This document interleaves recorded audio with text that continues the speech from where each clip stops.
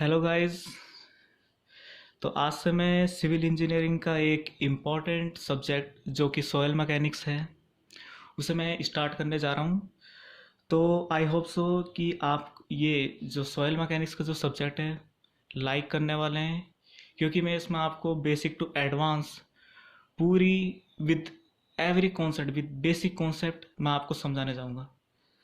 तो चलिए स्टार्ट करते हैं सॉयल मैकेनिक्स। तो सॉयल मैकेनिक्स है क्या? सबसे पहले क्वेश्चन आती है सॉयल मैकेनिक्स होता क्या है। सॉयल मैकेनिक्स एक ब्रांच है of science that deals with the study of physical property of soils and behaviours of soils masses subjected to various types of force. देखिए होता क्या है कि जो हमारे जो सॉयल होते हैं, जो हमारे सॉयल मैकेनिक्स होते हैं, इसके अंदर जो हमारी सॉयल होती है इसकी अपनी एक बहुत ही डिफरेंट प्रॉपर्टीज़ होती है जिसकी स्टडी करना हमें बहुत ज़रूरी है। और इसमें जो हमारे वेरियस टाइप्स ऑफ लोड्स जब हम लगते हैं, जब हम कंस्ट्रक्शन का काम करते हैं, तो फाउंडेशन में हमारे बहुत बहुत टाइप के फोर्सेस लगते हैं। तो इसलिए हम ये सब्जेक्ट को हम एडॉप्ट करते हैं। तो देखिए जो हमारे सॉयल मैकेनिक्स है ये गिवन बाई ये जो हमें दी गई थी ये डॉक्टर कार्ल टरकाजी ने दी थी इन 1925। जो ये हमारे डॉक्टर कार्ल टरकाजी हैं ये बहुत ही फेमस है सॉयल मैकेनिक्स में। आप आगे जाके जो है सॉयल मैकेनिक्स में बहुत बार इनका नाम सुनने जा रहे हैं, इसलिए इन्हें फादर ऑफ सॉयल मैकेनिक्स भी कहा जाता है। तो देखिए सबसे पहला क्वेश्चन हमारे जो दिमाग में जो अराइज होना चाहिए वो ये होना चाहिए, इज सॉयल सॉलिड लिक्विड और गैस? सॉयल एक्चुअली में हमारी होती क्या है? सॉयल हमारी सॉलिड है, लिक्विड है या फिर गैस है? यह हर एक सिविल इंजीनियर स्टूडेंट के माइंड में आनी चाहिए। चलिए मैं इसे बताता हूँ आपको। तो जो हमारी जो सॉयल होती है, अगर हमारी सॉयल सॉलिड होती, अगर हमने मान लिया चलो सॉयल हमारी सॉलिड है, तो हम इसे सॉलिड मैकेनिक्स में पढ़ते हैं। सॉलिड मैकेनिक्स में पढ़ते हैं। सॉलिड मैकेनिक्स भी हमारे दो टाइप्स की होती है, एक हमारी इंजीनियरिंग मैकेनिक्स होती है, एक हमारी इंजीनियरिंग मैकेनिक्स होती है और दूसरी हमारी सोम strength of material. Engineering mechanics में हमारे रिजिड बॉडी से डील करते हैं और हमारे सोम में हम जो है डिफॉर्मेबल बॉडी से डील करते हैं। तो हमने तो इस सॉयल का हमने कोई टॉपिक हमने इन सॉलिड मैकेनिक्स में आज तक हमने पढ़ा नहीं, तो इसका मतलब हमारी सॉयल सॉलिड भी नहीं है। तो क्या हमारी सॉयल लिक्विड है? चलो हम मान लेते हैं अगर हमारी सॉयल लिक्विड हुई और हमें पता है लिक्विड एक हमारा फ्लूइड होता है, तो फ्लूइड हम किस में स्टडी करते हैं? फ्लूइड मैकेनिक्स में। तो क्या हमने फ्लूइड मैकेनिक्स में सॉयल का कोई टॉपिक पढ़ा है? नहीं। तो इसका मतलब हमारी सॉयल लिक्विड भी नहीं है। अगर हमारे सॉयल कोई गैस है? गैस भी एक फ्लूइड ही है जिसे हम फ्लूइड मैकेनिक्स में ही डील करते हैं। लेकिन हमने फ्लूइड मैकेनिक्स में फिर से कोई सॉयल का हमने कोई टॉपिक नहीं पढ़ा, तो हमारी सॉयल इससे क्या होता है, गैस भी नहीं है। तो एक्चुअली में जो हमारी जो सॉयल होती है अगर बताया जाए तो सॉयल हमारी एक थ्री फेज सिस्टम होता है। सॉयल को हम थ्री फेज सिस्टम कहते हैं। That means soil is made up of solid, liquid and gas. So that's why we study different, totally different subject that is known as soil mechanics. Now guys, the second question arises in our mind, why we are studying soil mechanics, why we adopt soil mechanics, what is the requirement of soil mechanics sorry। देखिए हम सब जानते हैं, यहाँ पे देखिए मैंने लिखा भी है, yes we all know there is a use of soil in construction, foundation and many other things in civil engineering depends on the properties of soil, so that's why we adopt soil mechanics। इसका मतलब क्या है? देखिए construction में हम आप सभी लोगों ने ऑब्जर्व किया होगा, ग्रेवल और सैंड हम यूज़ करते हैं। देखिए जो ग्रेवल और जो सैंड है ये अपना आप में एक टाइप्स ऑफ सॉयल है। आगे जाके हम इसे ज़रूर डिस्कस करेंगे टाइप्स ऑफ सॉयल में। जो हमारी ग्रेवल होती है वो हमारी कोर्स ग्रेन सॉयल होती है, जो हमारी जो सैंड होती है वो फाइन ग्रेन सॉयल होती है। तो और दूसरी चीज़ देखिए, जब भी हम कोई कंस्ट्रक्शन करते हैं तो हम फाउंडेशन देते हैं। अब फाउंडेशन हम कहाँ पे देते हैं? सॉइल के ऊपर देते हैं। तो अगर हमें सॉइल की प्रॉपर्टी नहीं पता होगी तो फिर हम कैसे उस चीज़ को बाद में हम जो उसमें उसके हम जो डिज़ाइन करेंगे, ये चीज़ हमें, इसका मतलब ये है कि हमें properties of soil we should know the properties of soils. क्योंकि देखिए, अगर आपको प्रॉपर्टीज ऑफ सॉइल नहीं पता है, जैसे कि आप कहीं हिल एरिया में कर रहे हैं, अगर आपकी उसकी प्रॉपर्टी नहीं पता है और आप उसमें कोई ज़्यादा ही हैवी बिल्डिंग क्या बोलते हैं आप उसमें कंस्ट्रक्ट करने जा रहे हो, तो ये हो सकता है in future it will collapse, it may be collapse, it may be not, but we should know about the properties of soil. That's why we are studying soil mechanics. Now see guys, there is an important term, this is a very important term. Sometimes it many times it asked in gate and many exam, what is pedogenesis? See, pedogenesis is the study of formation of soil. पैडोजेनेसिस, जब हम जो हमारा जो formation of जो soil होता है उसकी study करने को हम पैडोजेनेसिस कहते हैं। ये एक हमारी प्रोसेस है। नाउ देखिए, इसमें हम जो है अब हम आगे बताएं। देखिए, मेरा आप सबसे यही कह रहा है कि कोई भी अगर आप सब्जेक्ट पढ़ रहे हैं तो उसे प्लीज़ रटिए मत, उसे समझिए कि हम क्यों पढ़ रहे हैं, क्या कर रहे हैं, उसके every concept, because every concept is related to science. And science जो है हमारी कभी भी कोई रटने वाली चीज़ नहीं है। साइंस हमारी एक अंडरस्टैंडिंग वाली कॉन्सेप्ट है। हिस्ट्री हो गई, ये चीज़ जो हो गई, ये चीज़ें जो रटने वाली चीज़ें पर ही हमारे साइंस का भी, साइंस मैथमेटिक्स ये हमारी कोई रटने वाली चीज़ नहीं है। ठीक है, चलिए अब हम आगे बढ़ते हैं। फॉर्मेशन ऑफ सॉयल्स, सॉयल का फॉर्मेशन कैसे होती है? देखिए, मैंने इसमें लिखा है कि soil is formed by weathering of rocks, weathering और you can say that disintegration. देखिए, वेदरिंग अगर हम अपनी लोकल लैंग्वेज में कहें तो वेदरिंग एक क्या होती है? वेदरिंग हमारी जो एक तरह से बोल दो समय की मार पड़ना। इन्वायरमेंट फैक्टर की वजह से किसी भी चीज़ पे समय की मार पड़ना, ये हमारी एक वेदरिंग है। देखिए, जब जब समय की मार इंसान को बदल देती है तो फिर हमारी जो हमारी रॉक है, ये क्या चीज़ है? ये तो बदलेगी। तो ठीक है, हम आगे बढ़ते हैं। सो देखिए guys, there are two types of weathering.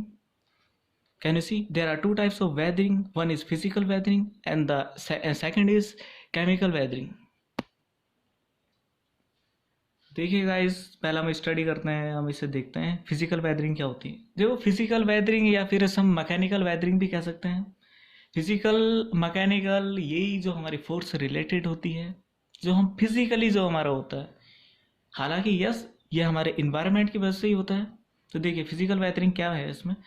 In physical weathering, rock disintegrate into smaller fragments due to various agencies like running water, heavy wind, change in temperature, heavy rainfall, humans and animals activities।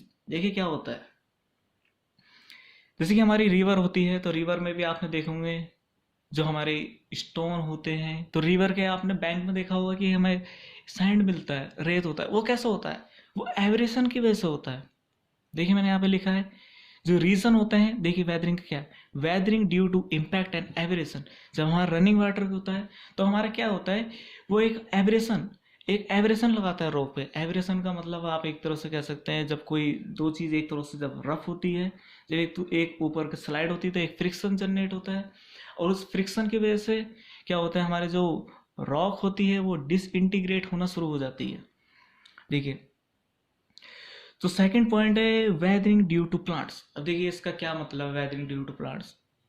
बहुतों को मुझे लगता है कि नहीं आ रहा होगा, बहुतों को आता भी होगा। वेदरिंग ड्यू टू प्लांट्स ये कैसे हो सकता है? देखिए, अगर हमारी कोई यहाँ पे कोई, ये मान लीजिए हमारी कोई ये रॉक है, ये हमारी कोई रॉक है, अगर इसमें कोई प्लांट्स, अगर कोई मानिए कि यहाँ पे कोई पहले कोई प्लांट्स होगा, और वो कोई हमारा जो प्लांट्स है, अगर वो बाद में इन फ्यूचर वो ऑफकोर्स डेवलप होगा। तो अगर कोई ट्री हो गया या फिर कोई प्लांट्स हो गया, अगर वो कोई डेवलप होता है, तो जब वो डेवलप होगा तो इस रॉक को जो है वो डिसइंटीग्रेट करना शुरू कर देगा। देखिए, रॉक जो है डिसइंटीग्रेट हो जाएगी, ये एक दूसरे से जो है सेपरेट हो जाएगी, यहाँ से सेपरेट हो जाएगी। तो क्या हो रहा है? डिसइंटीग्रेशन ही हो रहा है ट्रीज या प्लांट्स की वजह से। Okay okay guys, let's see third point, weathering due to ice. देखिए, ये बहुत ही इंपॉर्टेंट, कुछ एक हम कह सकते हैं इंपॉर्टेंट पॉइंट है, वेदरिंग ड्यू टू आइस। देखिए, होता क्या है, जो हमारी आइस होती है, हम सब जानते हैं आप ही बताइए कि जो density of water and density of ice, which is more between both? Of course density of ice is less then that of density of water. देखिए यहाँ पे देखिए, ये हमारे कोई ये रॉक है, ये मान लीजिए हमारी कोई रॉक है, ये हमारी रॉक है। तो देखिए क्या होता है इसमें, देखिए हमारे कोई, ये माने कि हमारा कोई कोई हमारे यहाँ पे कोई एक हमारा जो है कोई वैकेंट प्लेस थी, पहले से वैकेंट प्लेस थी नेचर की वजह से। इसमें क्या हुआ देखिए, ड्यू टू रेन या फिर कोई हमारा कोई फ्लड आ गया, कुछ भी आ गया ड्यू टू रेन, अगर यहाँ पे हमारा कोई वाटर एक्यूमुलेट हो गया, यहाँ पे देखिए वाटर एक्यूमुलेट हो गया। अब due to the change the temperature, अगर हमारा टेम्परेचर अगर हमारा लो होगा, अगर हमारा वो जो है अगर जो हमारा वो फ्रीजिंग पॉइंट पे जाएगा, तो ये हमारा बाद में आइस बनना शुरू हो जाएगी।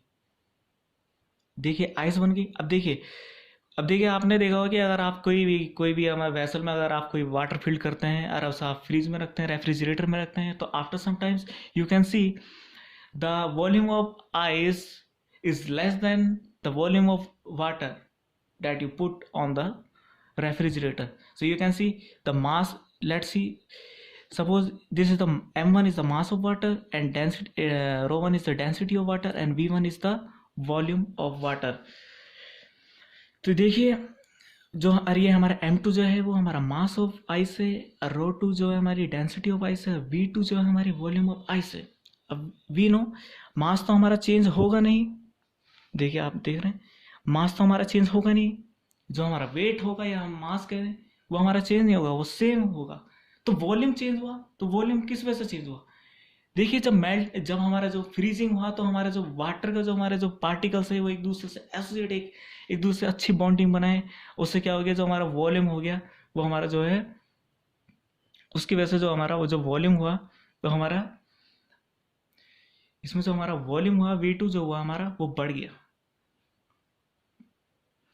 तो देखिए हम सब जानते हैं जो हमारी जो डेंसिटी होती है, डेंसिटी जो होती है हमारी मास अपॉन वॉल्यूम होती है। हमें पता है density of water is greater than density of ice. तो दिस इम्प्लाइज जो हमारा V1 होगा वो V2 से लेस होगा, मतलब जो हमारा वॉल्यूम ऑफ आइस होगा आफ्टर जो हमारा जो वाटर होगा जो फ्रीजिंग होने के बाद जो हमारा उसका वॉल्यूम जो है बढ़ने वाला है। तो जब इसका वॉल्यूम बढ़ेगा, तो आप देखिए जब आइस का वॉल्यूम बढ़ेगा, तो ये जो है जो हमारे रॉक पार्टिकल्स हैं, जो हमारी जो रॉक है ये हमारी सेपरेट होना शुरू हो जाएगी, एक दूसरे से जो है डिसोसिएट होना शुरू हो जाएगी। तो ये भी हमारी एक वेदरिंग ऑफ रॉक्स है। सो आई होप आपको ये वाला कॉन्सेप्ट अच्छे से समझ में आ गया होगा कि वेदरिंग ड्यू टू आइस क्या होता है। इसे हम कहते हैं स्प्लिटिंग एक्शन ऑफ आइस।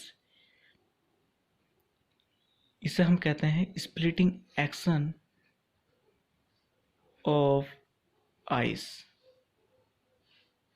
ठीक है गाइस, देखिए हमारा जो थर्ड पॉइंट है वेदरिंग ड्यू टू एनिमल्स और we can say that humans. देखिए जब भी हमारे कोई एनिमल्स है या हम लोग हैं, जब हम कहीं पे चलते हैं तो हम भी एक फोर्स लगाते हैं। मानिए हम किसी रास्ते पे जा रहे हैं, तो वहाँ पे भी तो कुछ रॉक के कुछ पार्टिकल्स होंगे, और वो जो रॉक के पार्टिकल्स होंगे जब हम उसमें चलेंगे तो उसमें फ्रिक्शन जनरेट होगा, कोई फोर्स जनरेट होगा ड्यू टू आवर वेट।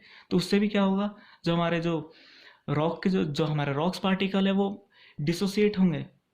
तो ये भी हमारा weathering of due to animals and humans एक वेदरिंग का एक हमारा जो रीज़न हो सकता है। जो फोर्थ पॉइंट है वेदरिंग ड्यू टू वाटर।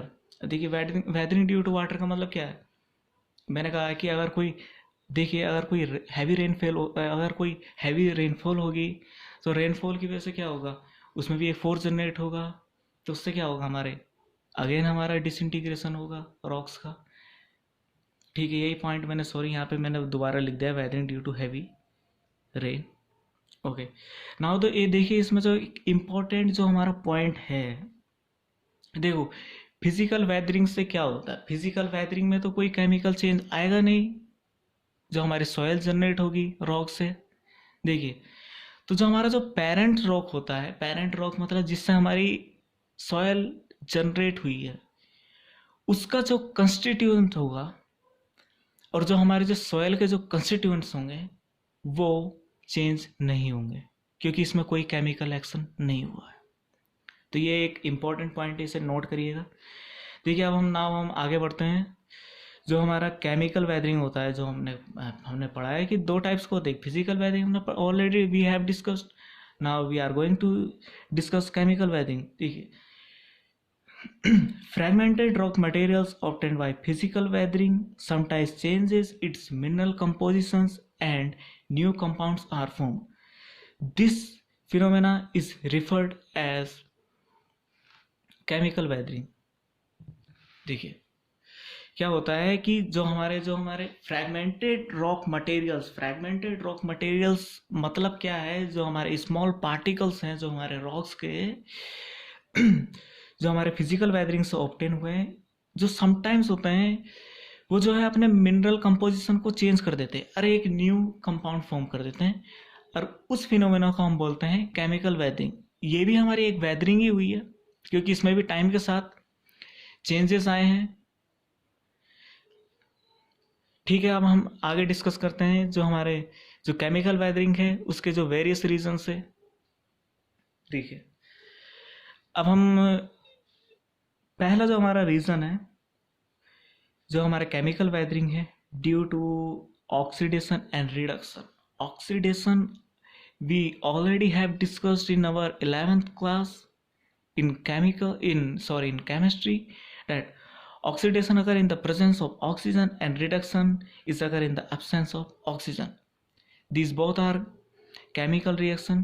ठीक है, तो हमारा सेकंड पॉइंट है वेदरिंग ड्यू टू कार्बोनेशन। आप ऑलरेडी, मुझे जहाँ तक पता है कार्बोनेशन तो सभी जानते ही होंगे, कार्बोनेशन क्या होता है। थर्ड पॉइंट है weathering due to hydration, and the fifth point है वेदरिंग ड्यू टू लीचिंग। देखिए हाइड्रेशन एंड लीचिंग ये दोनों ही एक हमारे केमिकल चेंज में एक बहुत ही इम्पोर्टेंट रोल प्ले करते हैं। हाइड्रेशन आपको पता ही है, लीचिंग भी आपको पता ही है। इसमें क्या होता है, जो हमारे जो कंस्टिट्यूएंट होते हैं वो वाटर से रिएक्ट करके एक हमारे जो उसके सरफेस पे आ जाते हैं, और उससे सरफेस पे आ जाने से अंदर वॉइड्स क्रिएट हो जाते हैं, और उससे हमारे जो है बाद में जो है उसमें केमिकल चेंजेस आ जाना शुरू हो जाते हैं। आपने देखा होगा कि जो हमारे रॉक्स के ऊपर कभी कभी आपको कुछ लेयर्स सी दिखेगी, कुछ वाइट सी, कुछ प्रेसिपिटेट्स दिखेंगे आपको, तो वो हमारे सब लीचिंग के अंदर है।